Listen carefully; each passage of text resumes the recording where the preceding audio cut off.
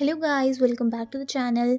आज हम पढ़ने वाले हैं constitution values and fundamental rights.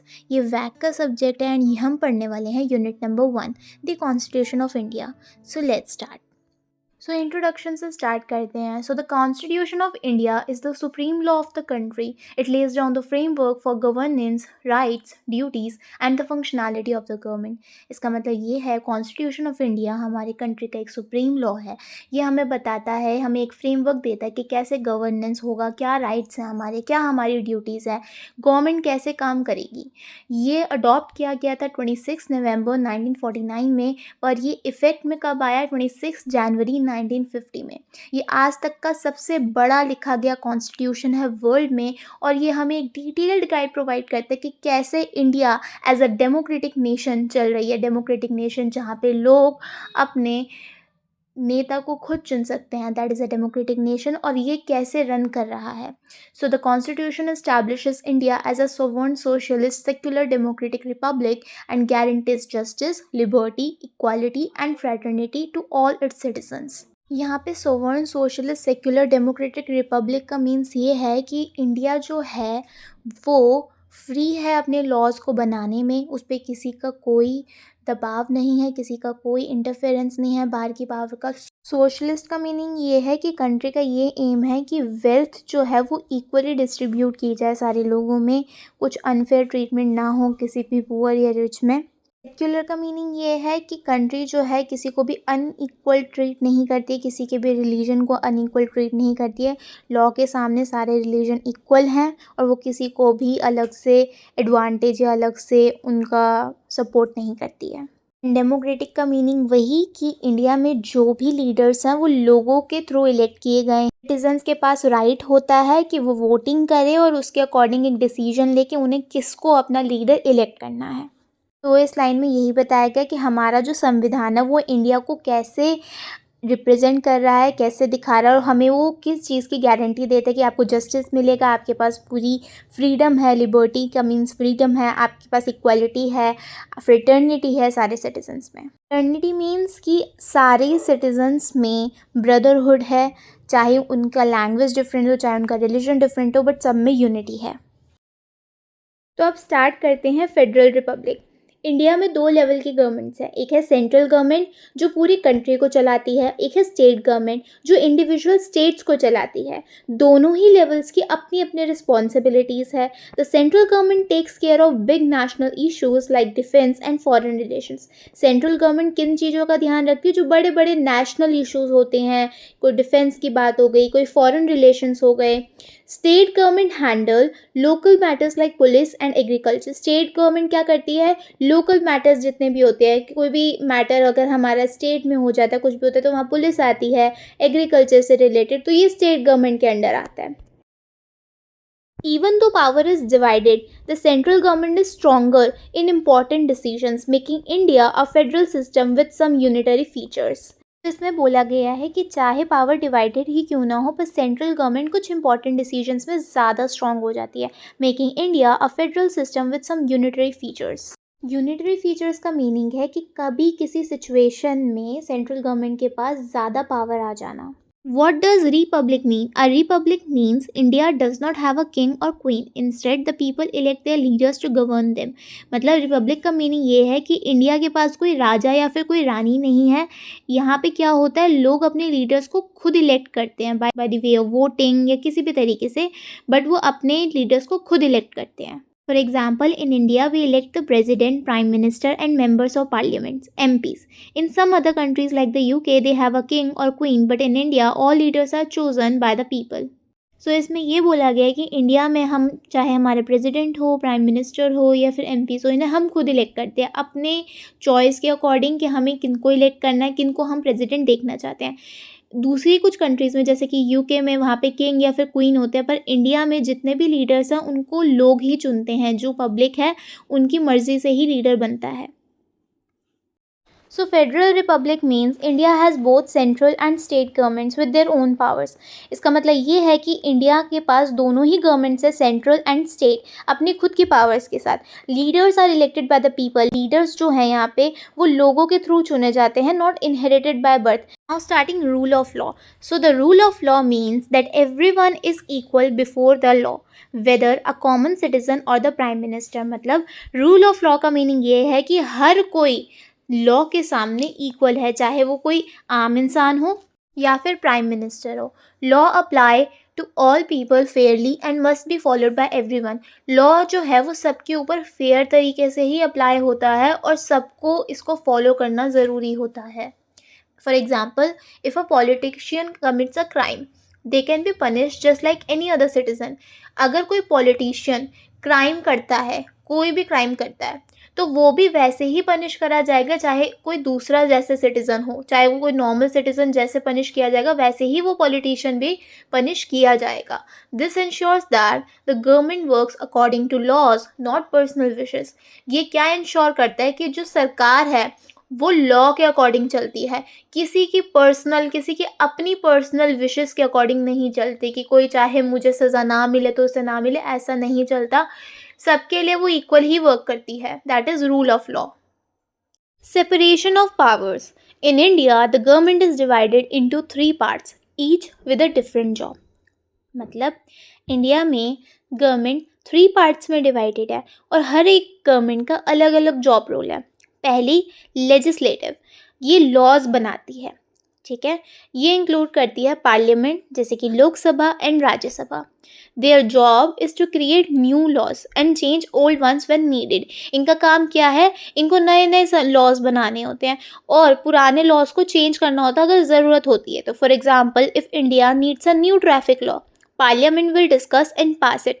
अगर इंडिया में कोई नए ट्रैफिक के लॉ की ज़रूरत पड़ी तो पार्लियामेंट में उसके बारे में डिस्कशन करेगा, चर्चा करेगा, फिर उसको पास करवाएगा ताकि वो हमारे लिए एक लॉ बन के आए और हम उसे फॉलो करें. सेकेंड है एग्जीक्यूटिव. ये लॉ को इम्प्लीमेंट करती है. इससे पहले वाली जो हमने पढ़ा था वो क्या था, लॉ बनाती है और ये इम्प्लीमेंट करती है. This includes the president, prime minister and government officials. Their job is to make sure laws are followed and the country run smoothly. इसमें क्या काम होता है, इसमें सबसे पहले तो प्रेसिडेंट आते हैं, प्राइम मिनिस्टर आते हैं और गवर्नमेंट के जो भी ऑफिशियल्स हैं वो आते हैं. इनका काम ये होता है देखना कि लॉज जो हैं, जो भी लॉ बनाया गया उसे लोग फॉलो कर रहे हैं और कंट्री जो है वो अच्छे से चल रही है, उसमें कोई दिक्कत, कोई ऐसी प्रॉब्लम नहीं आ रही हो. For example, if parliament makes a traffic law, जैसे कि पहले हमने बात करी कि ट्रैफिक लॉ की ज़रूरत पड़ी, ट्रैफिक लॉ आया, अब इन्होंने बोला पार्लियामेंट ने एक ट्रैफिक लॉ बनाया. The police and transport department enforce it. अब पुलिस और ट्रांसपोर्ट डिपार्टमेंट क्या करती है, उसको लोगों से फॉलो करवाती है. अगर हम कहीं ना कहीं फॉलो नहीं करते then police comes in the role. So इनका ये काम देखना होता है कि लॉ जो उन्होंने बनाया है वो लोग फॉलो कर रहे हो. है जुडिशरी. अब ये क्या करती है, interprets laws. This includes courts, supreme court, high court and lower courts. Their job is to make sure laws are fair and properly followed. For example, if a law is unfair the supreme court can reject और modify it. सो हमने देखा judiciary कहीं ना कहीं law को interpret करे, कहीं ना कहीं उसे क्लेरिफाई करे कि उसमें क्या है, वो क्या हमें बता रहे हो. लॉ, जो लॉ बना है उसको क्या क्या चीज़ें उसके अंडर है जो हमें फॉलो करनी है. और ये कहीं ना कहीं ये भी देखता है कि जो लॉ बनाया गया कहीं वो अनफेयर तो नहीं है. अगर ऐसा उन्हें फील होता है तो वो उसे रिजेक्ट करते हैं, उसे खारिज कर देते हैं और या फिर उसे मॉडिफाई करवाते हैं, फिर से उसको रीन्यू करवाते हैं कि इसमें ये चीज़ ऐड होनी चाहिए या नहीं होनी चाहिए. इसमें कौन कौन से कोर्ट्स आते हैं, supreme court, high courts and lower courts. हम यहाँ बात कर रहे हैं कि क्यों इम्पॉर्टेंट है कि जो पावर्स को सेपरेट किया गया है. देखो, each branch keeps the other in check so that no one has too much power. हर एक ब्रांच जो है दूसरे का कहीं ना कहीं ध्यान रख रही होती है कि भाई किसी और पे कुछ ज़्यादा पावर ना आ जाए. For example, if the government makes an unfair law the supreme court can cancel it. जैसा अभी हमने बात करी कि अगर उसको कोई भी ऐसा लॉ लगता है कि जो भाई है ही नहीं वैलिड, वो उसको कैंसिल कर देती है. If a minister misuses power the courts can punish them. अगर कोई मिनिस्टर के पास पावर है पर वो उसको मिसयूज़ कर रहा है, गलत यूज़ कर रहा है उसका, तो कोर्ट क्या करेगी, उसको पनिश करेगी, उसको सज़ा देगी. If the government is not working properly, अगर सरकार सही से काम नहीं कर ली तो पार्लियामेंट उस पर क्वेश्चन रेज कर सकता है. पार्लियामेंट प्राइम मिनिस्टर से क्वेश्चन कर सकता है ऐसा क्यों हो रहा है. This system prevents dictatorship and ensures India remains a fair and democratic country. ये सिस्टम जो है ये हमें डिक्टेटरशिप से बचाता है। डिक्टेटरशिप का मतलब क्या होता है कि किसी एक का ही रूल चल रहा है आपकी कंट्री पे, लाइक किंग और क्वीन समथिंग, ठीक है।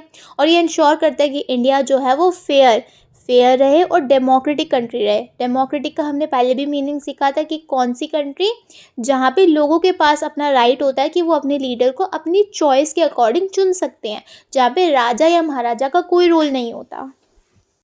सोवर्निटी की बात करें तो सोवर्निटी का मतलब होता है कि इंडिया जो है वो इंडिपेंडेंट है और उसके खुद के अपने डिसीजंस है। कोई अदर कंट्री या कोई अदर पावर इसे कंट्रोल नहीं कर सकती। The Indian government has full authority over its laws, policies and governance। इसका मतलब क्या है, इंडियन गवर्नमेंट के पास पूरी पूरी अथॉरिटी है अपने जो भी उन्होंने लॉज बनाए हैं अपनी पॉलिसीज़ पे और गवर्नेंस पे, ठीक है। Example, India decides it's foreign policy and economy without any foreign interference. India अपनी फॉरेन पॉलिसी खुद डिसाइड करती है उसे क्या रखनी क्या नहीं रखनी है, और इकोनॉमी बिना किसी फॉरेन इंटरफेरेंस के, किसी की बाहर के इंटरफेरेंस के बगैर। Socialism in India means reducing the gap between rich and poor and ensuring that wealth and resources are distributed fairly। India में सोशलिज्म का मतलब ये है कि जो भी बहुत ज़्यादा रिच या बहुत ज़्यादा पुअर के बीच का जो गैप है इसको कम करना, और ये देखना कि वेल्थ और रिसोर्सेज जो हैं वो सबको इक्वली ही मिल रहे हों। The government take steps to support weaker sections of the society. Government क्या पार्ट लेती है बीच में आके, वो ये चेक करती है और वो ये कदम उठाती है कि जो वीकर सेक्शंस है सोसाइटी के उनको सपोर्ट किया जाए पूरा पूरा। For example, free education, free health care and reservations for SC, ST, OBC groups in jobs and education. हमें पता है फ्री एजुकेशन हमें मिलती है, फ्री हेल्थ केयर भी प्रोवाइडेड है गवर्नमेंट की तरफ से, और रिजर्वेशंस SC, ST या OBC वाले ग्रुप्स को जॉब्स में जो मिलती है और एजुकेशन में जो मिलती है, ये सब कहीं ना कहीं क्यों किया जाता है, ताकि गवर्नमेंट ये इंश्योर कर सके कि सब लोगों को कहीं ना कहीं इक्वल अपॉर्चुनिटीज़ मिल रही हैं, इक्वल रिसोर्सेज मिल रहे हैं, इक्वली ही सब कुछ डिस्ट्रीब्यूट हो रहा है। अब स्टार्ट करते हैं democracy. So India is a democracy meaning the government is chosen bye the people for the people end of the people through elections. इसका मतलब क्या है, इंडिया जो है डेमोक्रेसी है। इसका मतलब ये है कि जो गवर्नमेंट है इंडिया में वो लोगों के थ्रू चूज़ की जाती है, लोगों के लिए चूज़ करी जाती है और लोगों के थ्रू इलेक्शंस से चूज़ की जाती है। Universal adult franchise, every Indian citizen above 18 years can vote regardless of caste, religion, gender और वेल्थ। यूनिवर्सल एडल्ट फ्रेंचाइज का मीनिंग क्या है कि हर एक इंडियन सिटीजन जो 18 साल से ऊपर है वो वोट दे सकता है, चाहे उसकी कास्ट कोई भी हो, चाहे उसका रिलीजन कोई भी हो, चाहे उसका कोई जेंडर हो, या कितना उसके पास पैसा हो या ना हो, इससे कुछ मैटर नहीं करता। हमें बस ये क्राइटेरिया फुलफिल करना होता है कि वो सिटीजन इंडियन का 18 ईयर्स अबव होना चाहिए, तो वो वोट दे सकता है। Regular elections, citizens elect leaders at different levels. जो इंडिया के सिटीजन्स हैं वो लीडर्स को अलग अलग लेवल्स पे इलेक्ट करते हैं, parliament, state assemblies and local governments. Fundamental rights, every citizen has rights such as freedom of speech, equality and protection from discrimination। हमारे कुछ फंडामेंटल राइट्स होते हैं वो हर सिटीज़न के पास होते हैं, जैसे कि हमारे पास बोलने की पूरी पूरी फ्रीडम है कि हम बोल सकते हैं, हमारे पास इक्वालिटी की फ्रीडम है और हमारे पास प्रोटेक्शन है किसके थ्रू, डिस्क्रिमिनेशन के थ्रू, कि कोई भेदभाव ना हो। अब सेक्युलरिज्म की बात करते हैं। So India is a secular country which means that the government does not favor any religion. All religions are treated equally and citizens are free to follow any religion or no religion at all। यहाँ बोला गया है India क्या है, एक secular country. इसका मतलब ये है कि गवर्नमेंट किसी भी रिलीजन को फेवर नहीं करता, किसी को ये नहीं करता कि अलग से उनका फेवर ले रहा है, इंपॉर्टेंस दे रहा है। जितने भी रिलीजन्स हैं इंडिया में वो सारे इक्वली ही ट्रीट करे जाते हैं। जितने सिटीजन्स हैं वो फ्री हैं कि उनको कौन सा रिलीजन फॉलो करना, वो उनकी खुद की मर्ज़ी है। कोई रिलीजन ऐसा नहीं कि हम अनइक्वल ट्रीट कर रहे हैं। Example, the government cannot make laws based on any religion and religious festivals of all communities are respected। Government कोई ऐसा लॉ नहीं बना सकती जो कि रिलीजन के बेस पे बना रही हो कि भाई ये इसका रिलीजन का है तो इस चीज़ पे ये लॉ बनेगा, ऐसा कुछ नहीं होता। And religious festivals of all communities are respected. और जितने भी फेस्टिवल्स हैं अलग अलग रिलीजन्स के, उन सबको ही रिस्पेक्ट दी जाती है। अब बात करते हैं सर्वधर्म संभव। ये फ्रेज़ जो है ये रिफ्लेक्ट करता है कि जितने भी रिलीजन्स हैं वो सारे इक्वल हैं एंड ये रिफ्लेक्ट करता है इंडिया का रिस्पेक्ट सारे ही रिलीजन के फेथ्स के लिए। जितने भी रिलीजन हैं उन सबको रिस्पेक्ट दी जाती है, सब में फेथ है और सबको रिस्पेक्ट दी जाती है। While secularism means the state remains neutral in religious matters, सर्वधर्म संभव promotes harmony among all religions. ये बोला गया कि सेक्युलरिज्म का मीनिंग क्या है कि स्टेट जो है जितने भी रिलीजियस मैटर्स है उसमें न्यूट्रल रहता है। इसका मतलब कि वो किसी की साइड नहीं ले रहा होता अलग से। सर्वधर्म संभवा ये प्रमोट करता है कि सारे रिलीजन में हार्मनी हो, सब टुगेदरनेस के साथ चलें। Example, national festivals like Independence Day and Republic Day are celebrated by all communities regardless of religion. इसका मतलब जितने भी नेशनल फेस्टिवल्स हैं जैसे कि इंडिपेंडेंस डे हो गया, रिपब्लिक डे हो गया, ये सारी ही कम्युनिटीज़ मनाती हैं, सारी ही इन्हें सेलिब्रेट करती है चाहे उनका रिलीजन कोई भी हो। सो ये है कि हम कैसे सारे ही रिलीजन को रिस्पेक्ट दे रहे हैं और उन सबको साथ में लेके चल रहे हैं, उनके बीच में एक हार्मनी क्रिएट कर रहे हैं। सो कंक्लूजन इसका क्या है? The constitution of India is the foundation of country's governance. It ensures fairness, equality and justice while promoting a democratic and inclusive society. The principle of federalism, rule of law, separation of powers, sovereignty, socialism, democracy, secularism, and religious harmony guide India in maintaining peace and development. मतलब constitution of India एक overall framework, एक foundation है हमारी country की governance का कि कैसे हमारी कंट्री चल रही है। ये इंश्योर करता है कि सब में फेयरनेस हो, इक्वालिटी बनी रहे, जस्टिस मिले, और क्या प्रमोट करता है? डेमोक्रेटिक और इंक्लूसिव सोसाइटी, जहाँ सब लोगों को अपना अधिकार हो कि वो अपना नेता चुन सके, सोसाइटी अच्छी हो। Principle of federalism, rule of law, separation of power, sovereignty, socialism, democracy, secularism and religious harmony, ये क्या गाइड करते हैं? ये इंडिया को गाइड करते हैं कि वो मेंटेन करे पीस, शांति और डेवलपमेंट भी हो उसकी।